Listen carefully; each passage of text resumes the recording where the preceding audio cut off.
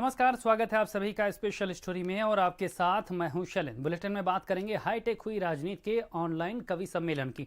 दिखाएंगे कि कैसे एक दूसरे का विरोध करने के लिए नेता शायर और कवि बन रहे हैं। साथ ही बात करेंगे देश के सबसे बड़ी पार्टी के सेनापति के चुनाव की, मतलब कांग्रेस के अध्यक्ष की। मौजूदा वक्त में मानो पार्टी किसी पोजीशन नहीं बल्कि खुद के अस्तित्व की लड़ाई लड़ रही है। फिर बात करेंगे घर दरिया और शहर समंदर की। दिखाएंगे कैसे नदियों का आतंक लोगों को पलायन के लिए मजबूर कर रहा है। फिर बात एलएसी विवाद पर सीडीएस के बयान की करेंगे, जो एक बार फिर से घाटी में सब कुछ ठीक नहीं होने की ओर इशारा कर रहे हैं।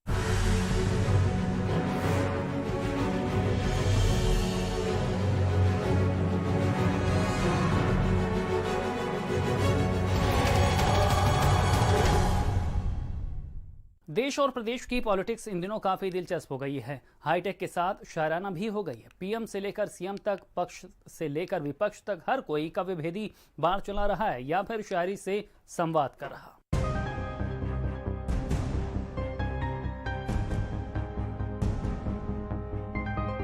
देश और प्रदेश में जब से कोरोना की एंट्री हुई है, सब कुछ सिमट सा गया है, बंद हो गया है। लेकिन कुछ ही दिनों में लोग हाईटेक हो गए।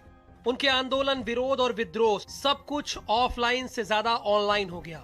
सोशल मीडिया पर ही आवाजें उठाई जा रही हैं, विरोध जताया जा रहा है और समाधान किया जा रहा है। इसमें सबसे ज्यादा अगर कोई एक्टिव है तो वो है राजनीतिक पार्टियां और उनके नेतागण। बात अगर प्रदेश की राजनीति की करेंगे तो ऐसा लगता है कि मानो राजनीति में जवाबी कवि सम्मेलन चल रहा है। जी हाँ, यकीन ना हो तो सबसे पहले विधानसभा के 3 दिवसीय मॉनसून सत्र से शुरू करते हैं, जहां सत्ता पक्ष और विपक्ष के आरोप प्रत्यारोपों के बीच सीएम योगी का ऐसा अंदाज देखने को मिला जो किसी ने पहले कभी नहीं देखा। विपक्ष पर निशाना साधते हुए कहा, मैं श्लोक और मंत्र तो बोल सकता हूं लेकिन शायरी जानता नहीं, फिर भी इतना जरूर कहूंगा। चमन को सींचने में कुछ पत्तियां झड़ गई होंगी, यही इल्जाम लग रहा है हम पर बेवफाई का। लेकिन महोदय, चमन को रौंद डाला जिन्होंने अपने पैरों से, वही दावा कर रहे हैं इस समन की रहनुमाई का। सदन में भले ही सीएम योगी आदित्यनाथ के शायराना अंदाज को विपक्ष ने हंसकर टाल दिया, लेकिन असरदार वार का करारा प्रहार करने से खुद को कोई कब तक रोक सकता था। ऐसे में पूर्व सीएम अखिलेश यादव ने ऑनलाइन बैटिंग करते हुए एक कविता शेयर की, लिखा, जो गए थे कभी सपनों के शहर में, थक हार के सो रहे हैं, आज गांव का सपना लिए। इसके साथ ही उन्होंने एक फोटो शेयर की जिसमें मजदूर ट्रक पर सो रहे हैं।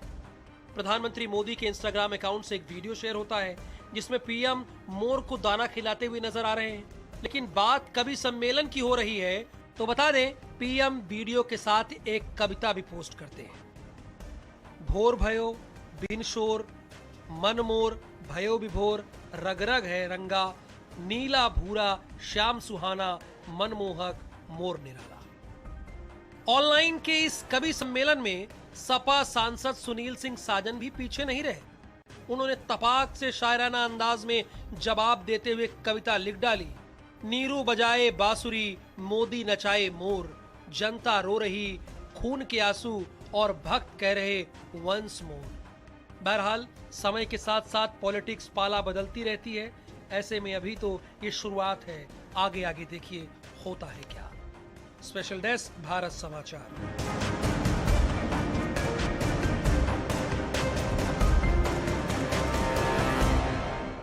वैसे तो एक बार फिर से कांग्रेस की अंतरिम अध्यक्ष सोनिया गांधी ही बनी रहेंगी और 4-5 महीनों में नए अध्यक्ष के लिए चुनाव होंगे। लेकिन हैरानी इस बात की है, देश की सत्ता पर सबसे ज्यादा काबिज रहने वाली और सबसे पुरानी पार्टी अपनी ही सेना के लिए सेनापति क्यों नहीं तलाश कर पा रही।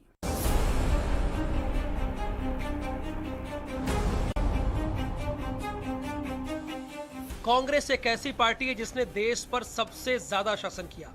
आज उसके खुद के पास कोई सेनापति नहीं है। अपने सबसे मुश्किल दौर से गुजर रही कांग्रेस में सिर्फ नए अध्यक्ष को लेकर संशय की हालत नहीं है, बल्कि पार्टी के कई विभाग और प्रकोष्ठ भी लंबे समय से नए मुखिया के इंतजार में है। वैसे कांग्रेस एक नहीं कई संकटों का सामना कर रही है। क्या इस बार बिखरने से बच पाएगी कांग्रेस? क्या नया अध्यक्ष पार्टी को संजीवनी दे पाएगा? कांग्रेस को गांधी परिवार का इतना मोह क्यों है? क्या पार्टी के पास टैलेंट की कमी है? क्या ये कांग्रेस में हाईकमान युग का अंत है?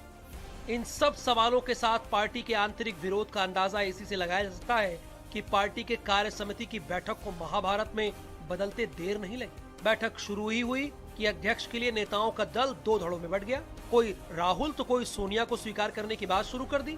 कांग्रेस वर्किंग कमेटी की बैठक में नई पीढ़ी और पुरानी पीढ़ी एक बार फिर आमने सामने आ गई। थोड़ी देर में बैठक काफी तीखी हो गई। कपिल सिब्बल और गुलाम नबी आजाद के आक्रामक ट्वीट होते देख पहले तो पार्टी के शीर्ष नेताओं ने माहौल को शांत कराया और फिर राष्ट्रीय प्रवक्ता रणदीप सुरजेवाला ने प्रतिक्रिया देते हुए कहा, सब ठीक ठाक है। कांग्रेस वर्किंग कमेटी की आज बैठक हुई, लंबी बैठक हुई और जितने भी मेंबर थे सब ने अपनी बातें रखी और हर एक ने तो जन भावना व्यक्त बताते हुए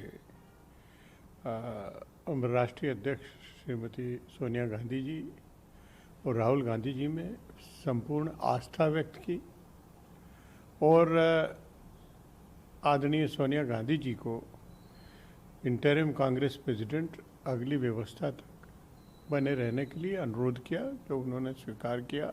आदरणीय मुख्यमंत्री जी ने राहुल जी को पत्र लिखा है कि ऐसी परिस्थितियों में देश की कांग्रेस की कमान वो संभाले। हिंदुस्तान का पूरा नज़र राहुल जी के आने वाले भविष्य की ओर है। आदरणीय सोनिया जी जब तक रहती हैं और पूरा छत्तीसगढ़ का कांग्रेस प्रदेश अध्यक्ष जी, मुख्यमंत्री जी और हम सब लोग राहुल जी के साथ हैं। हम लोग सब लोग चाहते हैं सोनिया जी पद पे बनी रहें। अगर वो अपने पद पे नहीं रहना चाहती तो केवल और केवल विकल्प एक है, वो है राहुल गांधी जी और हम सब राहुल जी के साथ हैं।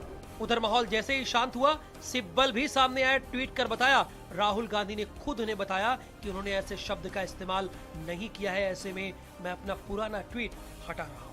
एक तरफ जहां गांधी परिवार के समर्थन को लेकर दल दो धड़ों में बंट गया है, वहीं दूसरी तरफ बागी नेताओं ने अपने तेवर सख्त अख्तियार कर खोली चुनौती दे दी। कि जिला संगठन ही नहीं है, प्रदेश को छोड़ो, मंडल अध्यक्ष भी नहीं है कांग्रेस का है। कांग्रेस में कुछ परिवारों के हित, जिनके हित पूरे होते हैं, कुछ परिवार हैं, पार्टी कांग्रेस है ही नहीं। इधर कांग्रेस में कमान की कलाई को लेकर होती खींचतान पर मध्य प्रदेश की पूर्व मुख्यमंत्री उमा भारती ने जबरदस्त चुटकी लेते हुए निशाना साधा है। पहले तो कुछ बोलने से मना किया, फिर कहा कि कांग्रेस अगर पार्टी के अंदर से ही किसी का चुनाव नहीं कर पा रही है तो हमें बताए, हम बीजेपी में से किसी को नियुक्त कर देंगे। कांग्रेस में भी कोई कॉमन मैन होगा, ऐसा तो है नहीं कि सारे लोग ही गायब हो गए हैं, तो कोई ना कोई होगा, जो भी होगा। और ना मिले तो फिर वो हमें बता दिए तो हम बीजेपी की तरफ से एक सामान्य कार्यकर्ता भी उनको दे देंगे, तो कांग्रेस के नेता से बेहतर होगा वो, ठीक है। गांधी नेहरू परिवार का अस्तित्व तो समाप्त हो गया है, उनका राजनीतिक वर्चस्व समाप्त हो गया है, कांग्रेस का अस्तित्व तो समाप्त हो गया है। इसलिए अब ये कौन पद पे रहते और नहीं रहते, इसका महत्व खत्म हो गया। आपको पता है लखनऊ में रिक्शे तांगे वाले भी अपने आप को नवाब वाजिद अली शाह का खानदान का बता देते हैं, तो अब ये लखनऊ के नवाब वाजिद अली शाह के पड़पोते हैं सबके सब, जिनकी नवाबी चली गई और रिक्शे तांगे चल रहे हैं। दूसरा मुझे ये कहना है कि अब कांग्रेस को गांधी की ओर वापस लौटना चाहिए, और मैं अपनी तरफ से कहूंगी कि कांग्रेस का कोई पुराना व्यक्ति जो गांधीवादी सोच का रहा है वो कांग्रेस का नेतृत्व करे। बहरहाल सबसे बड़ी पार्टी आज ऐसी पोजीशन में पहुंच चुकी है कि कांग्रेस की कार्य समिति अध्यक्ष का नाम नहीं चुन पा रही है। ब्यूरो रिपोर्ट, भारत समाचार।